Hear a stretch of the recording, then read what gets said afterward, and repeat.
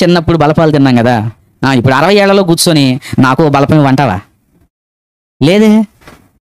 చిన్నప్పుడు కారు పట్టుకొని అలా తీసుకెళ్ళావు, ఇప్పుడు కూడా నువ్వు నీ మనవరాలు కలిసి ఒక కారు పట్టుకొని అలా వెళ్తా ఉంటారా? ఏం పెరిగింది? వయసు పెరిగే కొద్ది నీకు ఏం పెరిగింది?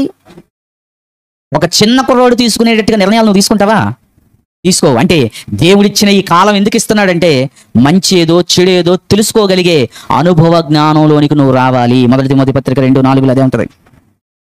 ఏలయనగా ఆయన మనుషులందరూ రక్షణ పొంది సత్యమును గురించిన అనుభవ జ్ఞానం కలిగి ఉండాలి.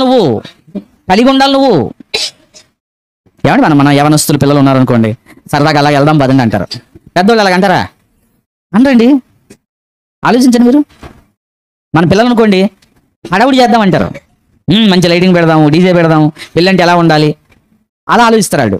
కానీ మనము అది కాదు, నలుగురికి గౌరవంగా ఉండాలి, మర్యాదగా ఉండాలి. ఎందుకు వాడెందుకు అలా ఆలోచిస్తున్నాడు? నువ్వెందుకు ఇలా ఆలోచిస్తున్నావు? వాడిది వయస్సు, నీది అనుభవం. దేవుడిది రావాలని కోరుకుంటున్నాడు. అందుకే భక్తులందరి యొక్క లోపాలను కానీ మంచిని కానీ మన కళ్ళ ముందు పెట్టడానికి కారణం ఏంటి అంటే సాతాను ఒకటి ఉంది. దాని దగ్గర మీరు పడిపోకుండా జాగ్రత్తగా ఉండండి.